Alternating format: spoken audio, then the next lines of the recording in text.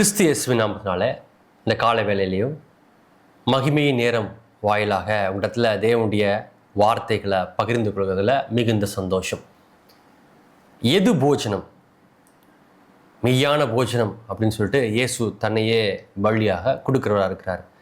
நம்ம வாழ்க்கையில் எது போஜனம், எது விதை, எதை நான் விதைக்கணும், எது போஜனமாக பார்க்கணும் அப்படின்றத குறித்து இந்த காலை வேளையில் உங்களிடத்தில் நான் பேச ஆசைப்படுகிறேன்.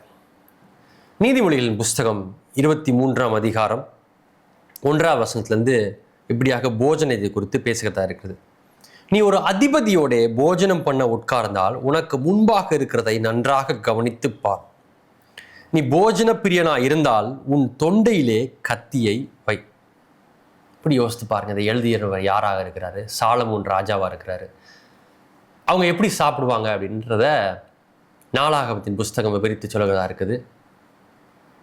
எண்ணிக்கையில் அடங்காத ஆடுகளையும் மாடுகளையும் விதவிதமான சமையல் பொருட்களாக சமைத்து ஒவ்வொரு நாளும் 3 வேளையும் அவரோட டேபிள் ஸ்ப்ரெட்டாக வைக்கிறாங்க. அவருடைய டைனிங் டேபிளில், அவங்களோட மேஜையில் வைக்கிறவங்க இருக்கிறாங்க.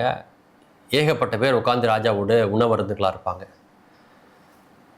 இப்போ இந்த இங்கிலீஷ் முறையில், ஆங்கிலேயர்களுடைய முறையில் உணவு சாப்பிட்றப்ப என்ன பண்ணுவாங்க அப்படின்னா, ஒரு டேபிளில் ஒரு பிளேட் இருக்கும். அதுக்கு பக்கத்தில் அவங்க கறி அதிகமாக சாப்பிட்றதுனால அதை கட் பண்ணுறதுக்கு ஒரு குட்டி கத்தி வச்சுருப்பாங்க. டேபிள் நைஃப்னு சொல்லுவாங்க. இந்த பக்கத்தில் ஒரு ஃபோர்க் ஸ்பூன் ஒன்று வச்சுருப்பாங்க.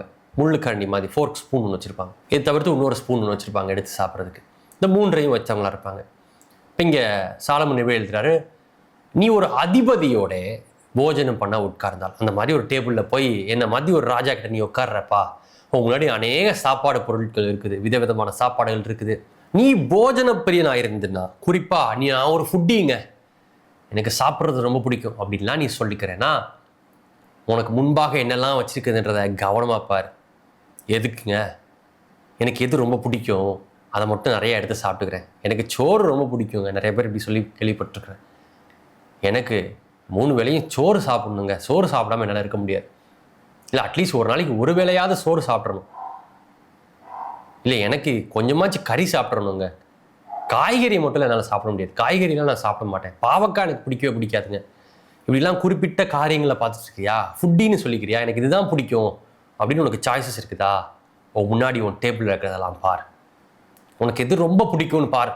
உனக்கு ரொம்ப பிடிச்சது தான் உனக்கு நிறைய அதிகமாக வச்சுருக்காங்க, உன் டேபிளில் அதிகமாக இருக்குது அப்படின்னா அதை பார்த்து நீ என்ன செய்யணும் அப்படின்னா, முதலாவதாக அந்த டேபிளில் இருக்கிற சாப்பாடை எடுத்து உன் வாயில் போட்டுக்கக்கூடாது. உன் பிளேட்டுக்கு பக்கத்தில் ஒரு குட்டி டேபிள் நைஃப் இருக்குல்ல, கத்தி இருக்குல்ல, அதை எடுத்து உன் தொண்டையில் வச்சுக்கோ. என்ன ஆண்டவர் இப்படி சொல்கிறாரு? இல்லை, என்ன இந்த ராஜா இப்படி புத்திமதி சொல்கிறாரு? அந்த ராஜா என்னை பற்றி என்ன நினைப்பாரு? உடனே அந்த ராஜாவோ அங்கே இருக்கிற அதிபதிகள் என்ன சொல்லுவாங்க? ஏப்பா என்னப்பா பண்ணுற, ஏன்பா பைத்தியக்கார மாதிரி நடந்துக்கிற, கத்திய கழுத்துலேருந்து எடுப்பா அப்படி தானே சொல்லுவாங்க. எதுக்காக ஒரு அதிபதி கிட்ட போய் ஒரு நபர் உட்காருவார்? ஒரு சாதாரணமான நபர் எதற்காக போய் உட்காருவார்னு யோசித்து பாருங்க. ஒரு நல்ல கான்டாக்ட் கிடைக்குங்க, ஒரு தொடர்பு கிடைக்கும். அவர் மூலமாக கொஞ்சம் பணம் சம்பாதிச்சுக்கலாம், கொஞ்சம் வாழ்க்கையில் உயர்ந்துடலாம், நல்ல நிலைமைக்கு வந்துடலாம். அவருடைய தொழில் வாய்ப்புகளை எனக்கு ஏற்படுத்தி கொடுப்பாரு. வியாபாரம் செய்கிறதுக்கு ஒரு வாய்ப்புகள் இருக்கும். இல்லை, என் தொழிலில் வியாபாரத்தில் இன்வெஸ்ட் பண்ணுவார். இல்லை, என் சபைக்கு காணிக்க கொடுப்பார். இந்த மாதிரிலாம் யோசிச்சுட்டு இருந்தேன்னா, அந்த சாப்பாடை சாப்பிட்றதுக்கு முன்னாடி முதலாவது கத்தி எடுத்து தொண்டையில் வச்சுக்கோ. தொண்டையில் வச்சுட்டு என்னப்பா நீ பைத்தியக்காரனா, முதல்ல எந்திரிச்சு போ அப்படின்னு திட்டிட மாட்டானா? அந்த தொடர்பே துண்டிக்கப்பட்டு போயிடாதா? அதுக்கு தான் அடுத்த வசனம் இப்படி சொல்லுது. 3ஆவது வசனம், ஐஸ்வர்யவானாக வேண்டும் என்று ஐஸ்வர்யவானாக வேண்டும் என்று பிரயாசப்படாதே, சுய புத்தியை சாராதே, இல்லாமற் போகும் பொருள் மேல் உன் கண்களை பறக்க விடுவானேன், அது கழுகை போல சிறகுகளை தனக்கு உண்டு பண்ணி கொண்டு ஆகாய பார்க்கப்பாய் பறந்து போ. நீ போய் உட்கார்ந்ததுடைய நோக்கமே என்னவா இருக்குன்னா, எப்படியாவது இந்த ஆளை பிடிச்சிடணும், ஒரு பெரிய மீன், இதை நம்ம வலையில தூக்கி போட்டுறணும், நம்ம தூண்டில் பிடிச்சிடணும், எப்படியாவது இவரை வச்சு பணம் சம்பாதிச்சுக்கணுன்ற நோக்கத்தில் ஒரு அதிபதி கூட போய் உட்கார்ந்துருந்தேன்னா, அதிபதிக்கு கொடுக்குற நோக்கத்தோடு நீ போயிருக்கணும். அவங்ககிட்ட இருந்து எதையாகிலும் பெற்றுக்கொள்ளலான்ற நோக்கத்தோடு போகாத. ஏன்னா ஐஸ்வர்யவான் ஆகிறதுக்கு வேற ஒரு வழி இருக்குதுப்பா. நீ பிரயாசப்படாத, கஷ்டப்படக்கூடாது ஐஸ்வர்யன் ஆகிறதுக்கு. அப்புறம் எப்படி ஐஸ்வர்யம் கிடைக்கும்? ஒரு கதையை உங்களுக்கு நான் சொல்லிக் கொடுக்க விரும்புகிறேன். பாருங்களேன், என் வாழ்க்கையில் இல்லை நம்ம வாழ்க்கையில் இப்படி நம்ம யோசிச்சுட்டு இருக்கிறோம். ஆண்டவர் எனக்கு நிறையா தேவைகளை சந்திக்கிறதா இருக்கிறார். மாத சம்பளத்தில் இருக்கிறவங்களுக்கு மாத சம்பளம் கொடுக்குறாரு. வியாபாரத்தில் இருக்கிறவங்களுக்கு லாபத்தை கொடுக்குறவராக இருக்கிறாரு. ஊழியத்தில் இருக்கிறவங்களுக்கு தசம பாகங்களையும் காணிக்கைகளையும் கொடுக்குறவராக இருக்கிறார். இப்படி ஒவ்வொருத்தவங்களையும் ஒவ்வொரு விதமாக போஷிக்கிறவராக இருக்கிறார். எது என்னுடைய போஜனம், எது என்னுடைய விதை, எது நான் அதிபதிக்கு கொடுக்க தடுக்க என்னை உயர்த்துகிறதா இருக்குது அப்படின்னு எப்படி தெரிஞ்சுக்கிறதுனா, ஒரு ஆப்பிள் எடுத்துக்கோங்களேன். உதாரணத்திற்கு ஒரு ஆப்பிளில் அதனுடைய சதை பகுதியாக, தோல் பகுதியாக சில காரியங்கள் இருக்கிறதா இருக்குது. அதற்குள்ளாக ஒரு 2 விதையும் இருக்கிறதா இருக்குது. இப்போ இந்த தோல் பகுதிகளை எடுத்துக்கிட்டிங்கன்னா, தோலெல்லாம் என்ன பண்ணுறோம் அப்படின்னா, அது மெழுகு பூசப்பட்டதாக இருக்கும், அதை சாப்பிட வேண்டாம் அப்படின்னு சொல்லிட்டு அந்த தோலை பீல் பண்ணி போடுறோம், உரித்து போடுகிறோம். அந்த சதை பகுதியை என்ன பண்ணுறோம், குட்டி குட்டியாக கட் பண்ணி அதை சாப்பிடலாம் இருக்கிறோம். அந்த விதை பகுதியை என்ன பண்ணணும் அப்படின்னா, இப்பொழுது பெரும்பாலானவர்கள் அதை தூக்கி குப்பத்தொட்டில் போடுகிறா இருக்கிறோம். ஆனால் உண்மையில் ஒரு விவசாயிகிட்ட கொடுத்தா அந்த விவசாயி என்ன பண்ணுவோம் அப்படின்னா, அந்த விதையை விதைக்கிறவனாக இருப்போம். ஏன்னா அந்த விதை தான் 30ஆக 60ஆக 100ஆக அறுவடையை கொடுக்கறதா இருக்குது. ஆனால் இன்னைக்கு நம்மளுடைய வாழ்க்கையில் எப்படிப்பட்ட சூழ்நிலைகள் நிலவுதுன்னா, ஒரு ஆப்பிளை போல நம்மளுக்கு ஆண்டவர் போஷிப்பில் கொடுத்தவராக இருக்கிறாரு. நம்ம வாழ்க்கையில் அந்த தோல் பகுதிகளை எப்படி உரித்து குப்பையில் போடுறோமோ அது மாதிரி நிறைய எக்ஸ்பென்சஸை செய்கிறோம், செலவழிக்கிறோம். நிறையா இல்லாமல் போகும் பொருட்கள் மேலே, ட்ரெஸ்ஸஸ் மேலே நிறையா துணிகளை வாங்கி குவிக்கிறோம். அது ஒரு வருஷத்தில் எக்ஸ்பயர் ஆகிறோம், கிழிஞ்சு போயிடும், நஞ்சு போயிடும்னு தெரியும், தோண்டு போயிடும்னு தெரியும், இத்து போயிடும்னு தெரியும். அவைகள் மேலே பணத்தை செலவு செய்கிறோம். ஒருவேளை சாப்பிட்டா அந்த சாப்பாடு அடுத்த நாளே ஒரு ஷிட்டாக மாறி கலிசலாக மாறி போயிடும்னு நம்மளுக்கு தெரியும். அதன் மேலே ஒரு பணத்தை நல்லா செலவு பண்ணுறோம். நல்ல பிரியாணியாக சாப்பிட்டோங்க, நல்ல ஹோட்டலில் போய் சாப்பிடணும், அதை ஆண்டவர் விரும்புகிறார். ஆமாங்க, ஆண்டவர் விரும்புகிறார். அதுக்கு தான் ஆண்டவர் போஷிக்கிறார். அவர் பிள்ளைகள் நல்லா சாப்பிடணும்னு விரும்புகிறார், நல்லா உடுத்திக்கணும்னு விரும்புகிறாரா? ஆமாம், விரும்புகிறார். அதே வார்த்தை சொல்லுது, அந்த ஆப்பிள்குள்ளே ஒரு விதையும் இருக்குது. அந்த விதையை விதைக்கிறதுக்காக பயன்படுத்தணும். சரி, இந்த ஆப்பிளை எடுத்துக்கோங்க, தோலை நான் தூக்கி போட்டுட்டேன், சதையை சாப்பிட்டு முடிச்சிட்டேன், இந்த விதையை சாப்பிட்டா என்னங்க ஆகும்? விதை கசக்கும். என்னுடைய அநேகருடைய வாழ்க்கையில் ஏங்க வாழ்க்கை கசந்து கொண்டிருக்கிறது? விதையை சாப்பிட்டு கொண்டிருக்கிறோம், போஜனத்தை சாப்பிடல. நீங்க ஒரு அதிபதி முன்பாக, ராஜாவின் முன்பாக உட்கார்ந்து சாப்பிட்றீங்கன்னு யோசித்து பாருங்க. கிறிஸ்து ராஜாவின் முன்பாக உட்கார்ந்து சாப்பிட்டு இருக்கிறீங்க. நீங்க போஜன பிரியனா இருந்தால், எல்லாமே எனக்கு தான், எல்லாமே எனக்கு தான் யோசிக்கிற ஊழியக்காரனா இருந்தா, தசமபாகம் கொடுக்காத, காணிக்கை கொடுக்காத ஊழியக்காரனா இருந்தா, விதைக்கிறத குறித்து யோசிக்காத வியாபாரியாகவோ மாத சம்பளத்துக்கு வேலை செய்கிறவராக இருந்தா, இந்த வார்த்தை உங்களை நோக்கி தீர்க்க தரிசனமாக வந்து கொண்டிருக்கிறது. விதை கர்த்தருடையது, விதை கசக்கும். நம்முடைய வாழ்க்கையில் கசப்புகள் மிகுந்து போகுதுன்னா நம்ம என்ன தெரியுமா அனலைஸ் பண்ணணும்? எதை குறித்து யோசித்து பார்க்கணும்? நான் என்னுடைய போஜனத்தை சாப்பிடுகிறேனா, விதையை சாப்பிடுகிறேனா? 1000 கிளாரிஃபிகேஷன்ஸை, ஜஸ்டிஃபிகேஷன்ஸை, விளக்கங்களை சொல்லுவாங்க விதைக்காமல் இருக்கிறவங்க, விதைக்காமல் இருக்கிறதுக்கு. ஆனால் விதைக்கிறவனுக்கு ஒரே ஒரு காரணம் போதும். என்ன காரணம் போதும்? நீதிமொழிகளின் புஸ்தகம் 3ஆம் அதிகாரம் 5ஆம் வசனம் இப்படி சொல்லுது, சுய புத்தியின் மேல நான் சாயாமல் என் முழு இருதயத்தோடும் கர்த்தரில் நம்பிக்கையாக இருப்பேன். 6வது வசனம், என் வழிகளெல்லாம் அவரை நினைத்துக் கொள்வேன், அவர் என் பாதைகளை செவ்வைப்படுத்துவார். நான் எப்படி ஐஸ்வர்யமாவேன், எப்படி என் பாதைகளை நஷ்டத்தை பார்க்காம இருப்பேன் அப்படின்னா, என் வழிகள் எல்லாம் அவரை நினைத்துக் கொள்கிறதற்கு என் சுய புத்தியை சாராமல் விதையும் சாப்பிட்டுக்கிறேங்க, பரவாயில்ல, கசந்தாலும் பரவாயில்ல, கொஞ்சம் கசப்பையும் சாப்பிட்டுக்கிறேன், என் வாழ்க்கையில் கசப்பும் இருக்கட்டும்னு யோசிச்சுட்டு இருந்தீங்கன்னா, ஆண்டவர் இப்படி சொல்கிறாரு, சுய புத்தியின் மேலே சாயாத, ஐஸ்வர்யவான் ஆக வேண்டும் என்று பிரயாசப்படாதே. அப்படி பிரயாசப்படுகிறதுனால உனக்கு வருத்தமும் வியாகுலமும் மிகுந்து போகிறது. உனக்கு சந்தோஷமும் சமாதானம் வருகிறதுக்கு என்ன செய்ய வேண்டும்? உன் விதையை விதைக்க வேண்டும். நம் விதையை நாம் விதைக்க வேண்டும். எங்கள் வாழ்க்கையில் இப்படிப்பட்ட கொள்கையை வச்சிருக்கிறோம் பாருங்க. எது வந்தாலும் யூதர்கள் மத்தியில் ஆண்டவர் இயேசு கிறிஸ்து இப்படி சொல்றாரு பிரசங்கம் பண்றப்போ, நீங்களோ கடுகு, சீரகம் முதலான ஒவ்வொரு தானியங்களிலும் தசமபாகம் செலுத்துகிறீர்கள் அப்படின்னு சொல்லிட்டு பரிசேயர்களையும் சரிசேயர்களையும் வேத பாதர்களையும் குறித்து பேசுகிறார். விசுவாசத்தையும் நீதியையும் அன்பையும் கடைபிடிக்காத, நான் விசுவாசிக்கிறேன் விசுவாசியா இருக்கிறேன்னு சொல்றதுல பெருமைப்படாத வேத பாரர்கள், பரிசேயர்கள், சதிசேயர்கள், யூதர்கள் அவர்கள் தசம பாகம் கொடுக்கறதுல ஏன் உறுதியா இருக்கிறாங்க அப்படின்னா, அவங்க இப்படி யோசிக்கிறாங்க, நான் விதைக்கிறதுனால ஆசீர்வதிக்கப்படுறது இல்லை, நான் ஆசீர்வதிக்கப்பட்டதுனால தான் விதைக்கிறேன். நான் விதைக்கிறதுனால உடன்படிக்கைக்குள்ளான ஆசீர்வாதங்களுக்குள்ளாகவோ இல்லை உடன்படிக்கைக்குள்ளாகவோ காலடி எடுத்து வைக்கிறது இல்லை. நான் ஏற்கனவே ஆபிரகாமின் உடன்படிக்கைக்குள்ளாக இருக்கிறேன். என் முற்பிதாவாகிய ஆபிரகாம் எதையும் குறித்தும் எதிர்பார்க்காமல் ஒரு காணிக்கையும் தசமபாகத்தையும் கொடுத்தார். அதனால நானும் தசமபாகம் கொடுக்க போகிறேன். யூதர்கள் யாருமே இப்படி போய் சொல்ல பாருங்க. ஆபிரகாம் வாழ்க்கையில ஒரே ஒரு தடவை தான் தசமபாகம் கொடுத்தாரு. எந்த யூதர்களும் வியாக்கியானமோ இல்லை சண்டையோ விவாதங்களோ பண்ணிட்டு இல்லை. ஆனா நம்ம என்ன விவாதங்கள் பண்ணிட்டு இருக்கோம் அப்படின்னா, இயேசு கிறிஸ்து இப்படி ஒரு வார்த்தையை சொல்லிட்டாரு, கடுகு தானியம் சீரகம்னு எல்லாத்துலேயும் தசமபாகம் கொடுக்குறாங்கப்பா இவங்கன்னு சொல்லிட்டாரு. அதுக்கப்புறம் நம்ம என்ன வியாக்கியானத்தை கொடுக்குறோம்?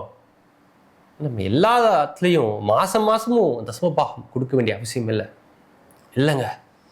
விதைக்கிறது ரொம்ப முக்கியம். யாருக்கு முக்கியம்? உங்களுக்கு ரொம்ப முக்கியம். விதைக்கிற பொழுது நம்ம என்ன செய்கிறோம்? நம்ம விதைக்கிற பணமோ பொருளோ தான் விதையா? இல்லைங்க. நீங்க விதைக்கிற பொழுது உங்கள் இருதயத்தில் ஒரு நினைவு ஒன்று அது கூட சேர்ந்து போகுதில்ல. உங்களுடைய விதையோடு சேர்ந்து உங்கள் இருதயத்தில் ஒரு கணம் தேவனை நோக்கி புறப்பட்டு போகுதில்ல. ஒருவேளை ஆண்டவரே நான் ஏதோ ஒரு மனிதனுக்கு ஏதோ ஒரு ஊழியக்காரனுக்கு நான் அதை கொடுப்பனா இருக்கும். ஆனால் என் மனசுலேருந்து புறப்பட்டு போகிற கணம் இந்த பொருளோடு ஒன்று புறப்பட்டு போகுது. அந்த கணம் உமக்கானது. இந்த முழு ஆப்லையும் இந்த முழு போஜனத்தையும் இந்த முழு பணத்தையும் எனக்காக கொடுத்தீங்க.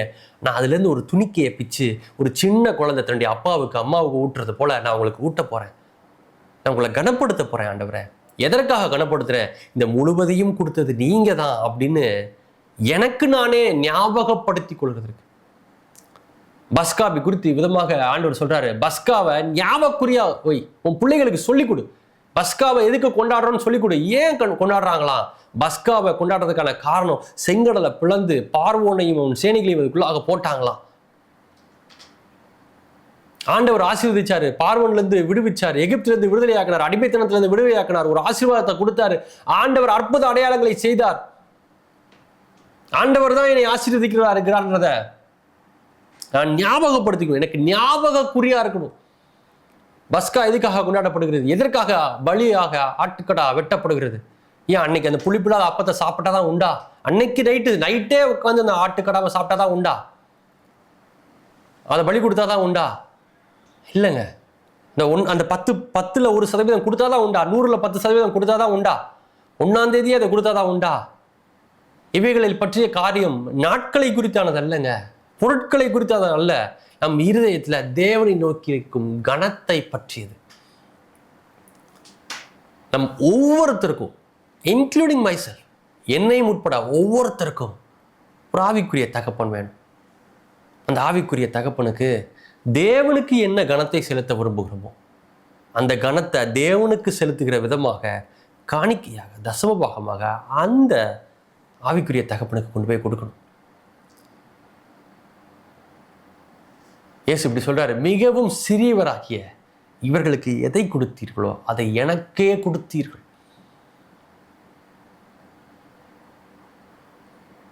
சரிங்க, நீங்க சொன்னது போல ஆசீர்வதிக்கிறதுக்கான எந்த விதமான காய்களும் இதுல விவரித்து சொல்லப்படவில்லையே. நீங்க வாசித்த வசனத்துல அப்படின்னு கேட்டீங்க அப்படின்னா, அதே அதிகாரத்தை நீங்க வாசித்து பாருங்க. நீதிமொழிகளின் புஸ்தகத்தை, நீ உன்னை ஞானி என்று எண்ணாதே. நீதிமொழிகளின் புஸ்தகம் 3ஆம் அதிகாரம் 7ஆம் வசனம் இப்படி சொல்லுது, நீ உன்னை ஞானி என்று என்றாதே, கர்த்தருக்கு பயந்து தீமையை விட்டு விலகு. 8வது வசனம், அது உன் நாபிக்கு ஆரோக்கியமும் எலும்புக்கு ஊனுமா இருக்குது. எது ஊனுமா இருக்குதுன்னா கர்த்தரை நம்புறது. என் மாத சம்பளம் 10,000 ரூபாங்க, அதில் 9,000 ரூபாய் நான் எடுத்துட்டு இந்த 1000 ரூபாயை கொடுக்கறதுனால இந்த 1000 ரூபாயில் ஏதாவது செஞ்சிட முடியுமே, அதில் ஏதாவது போஷித்திர விட முடியுமே, அதில் ஏதாவது சாப்பிட்டுக்க முடியுமே, அதில் ஒரு வாரம் இல்லை அட்லீஸ்ட் ஒரு 5 நாளாவது நான் சாப்பிட முடியுமே 1000 ரூபாயை வச்சு அப்படின்னு யோசித்தீங்கன்னா, அப்படி சொல்லுது, நீ உன்னை ஞானி என்று எண்ணாது, கர்த்தர் மேலத்துல நம்பிய, கர்த்தர் மேல பற்றுதலாயிருது. கர்த்தர் மேல பற்றுதலாயிருந்து என்ன ஞானி என்று இல்லாமல் கர்த்தரை நம்புகிறது மூலமாக இப்படி வார்த்தை சொல்லுது, அது என் நாபிக்கு ஆரோக்கியம், அது என் எலும்புகளுக்கு ஊன். இப்படி சொல்ற மாதிரிங்க, புரிகிற மாதிரி. அதுதான் கால்சியமா நம்ம போன்ஸுக்கு,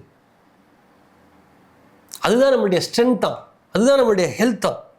9வது வசனம் இப்படி சொல்லுது, உன் பொருளாலும் உன் எல்லா விளைவின் முதற்பலனாலும் கர்த்தரை கனம் பண்ணு.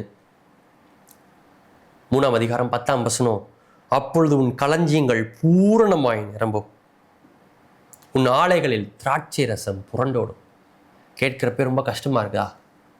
ஏங்க, என்னோட அப்பான்னு சொல்றாரு, நான் ஏன் என் பொருளாலும் எல்லா விளைவின் முதற் பலனாலும் அவரை கனம் பண்ணணும்? அவரை கனம் பண்ணணும்னா அவர் தான் டைரக்டாக இறங்கி வரணும். ஆவிக்குரிய தகப்பன் எங்கள் பாஸ்டர் அப்படின்னு சொல்லிட்டு நான் ஒரு மனுஷனுக்கெல்லாம் கொடுக்க மாட்டேன் அப்படின்னு வியாக்கியானம் பேசுகிறவங்க இன்றைக்கும் இருக்கிறாங்களா அப்படின்னா இன்றைக்கும் இருக்கிறாங்க. ஆனால் வார்த்தை என்னங்க சொல்லி கொடுக்குது நம்மளுக்கு? என்னை கனம் பண்ணும்படி, என்ன கொடுக்கும்படி நினைச்சு இந்த சிறியவர்கள் எவர்களுக்கு எதை கொடுத்தியோ, தீர்க்கதரிசி எனும் ஞாபகத்து நிமித்தம் தீர்க்கதரிசிக்கு நீ எதை கொடுத்தியோ, என் ஊழியக்காரன் எனும் ஞாபகத்து நிமித்தம் என் ஊழியக்காரனுக்கு நீ எதை கொடுத்தியோ அதற்கேற்ற பலனை அவனல்ல நான் கொடுப்பேன்.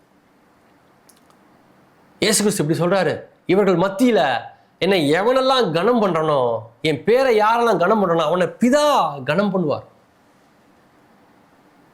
எப்படிங்க கனப்படுத்துவாரு? 10வது வசனம் சொல்லுது பாருங்க, உன் களஞ்சியங்கள் பூரணமாய் விளங்கும். எது களஞ்சியம்? நம்முடைய சேவிங்ஸ் அக்கௌண்ட் பூரணமாய் நிலங்கும்.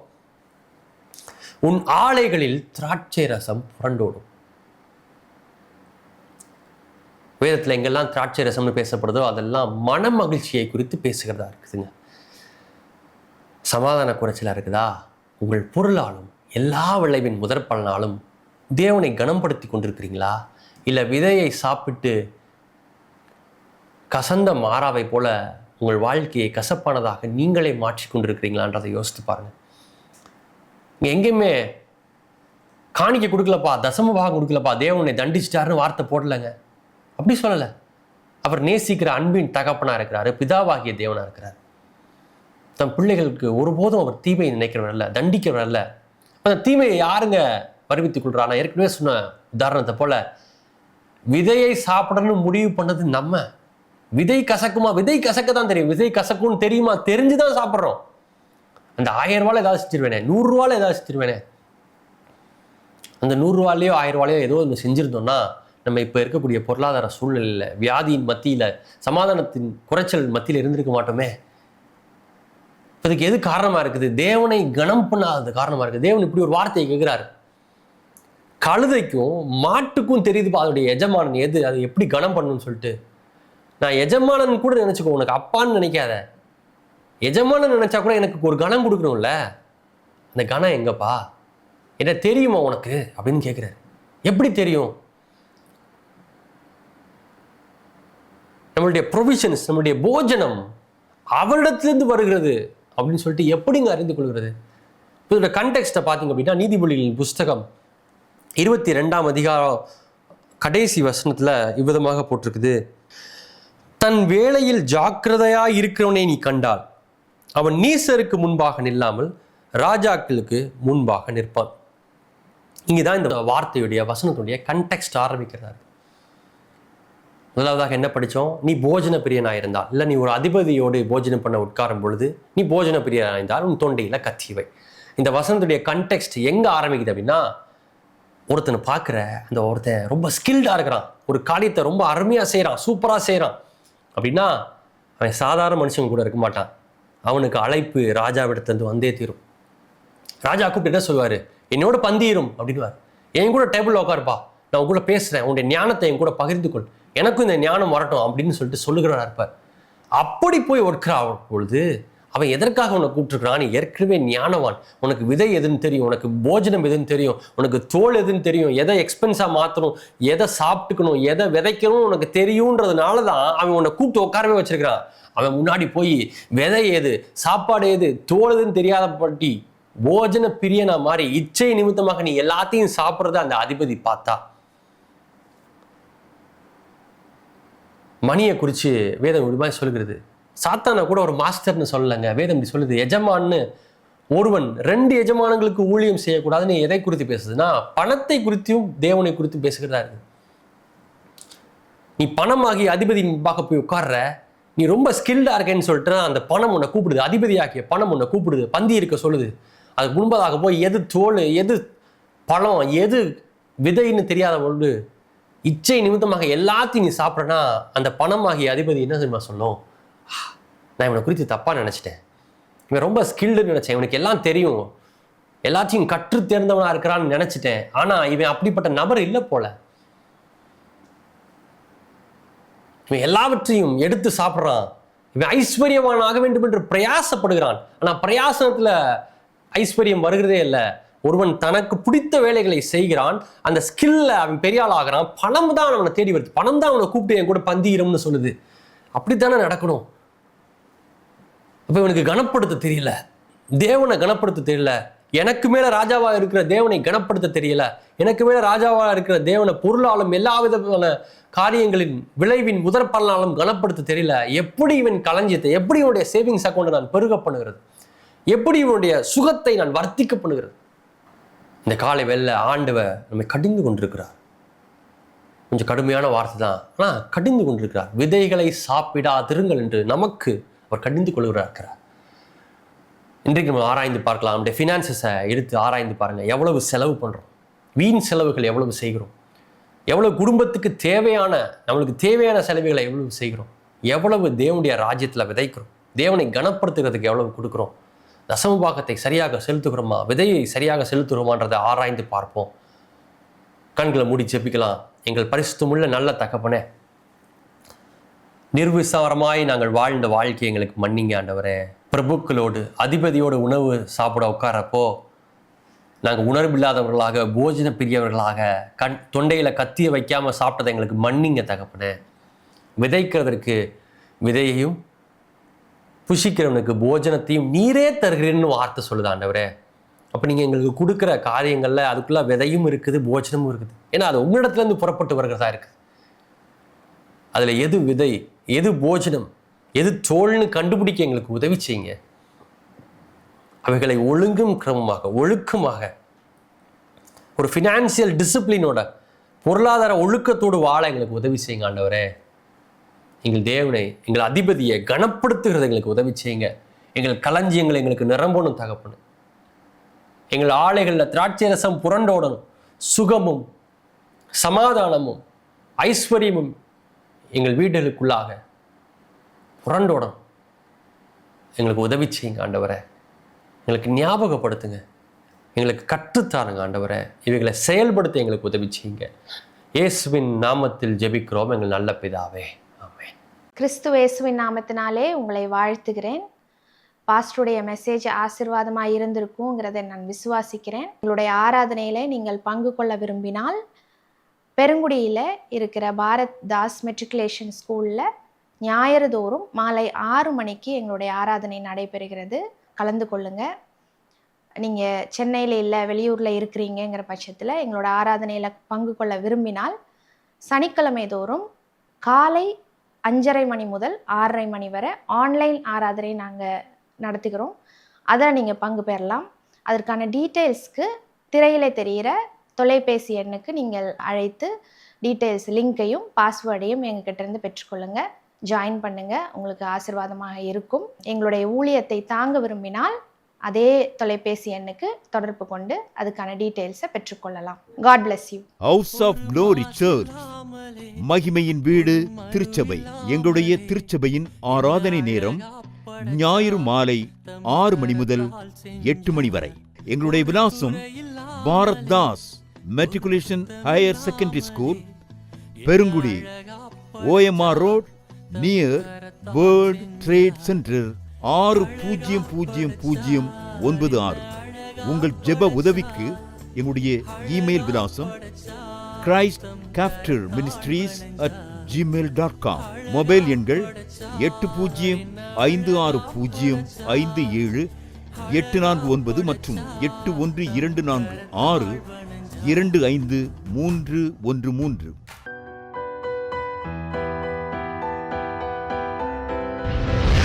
கர்த்தர் உங்களை ஆசீர்வதிப்பாராக.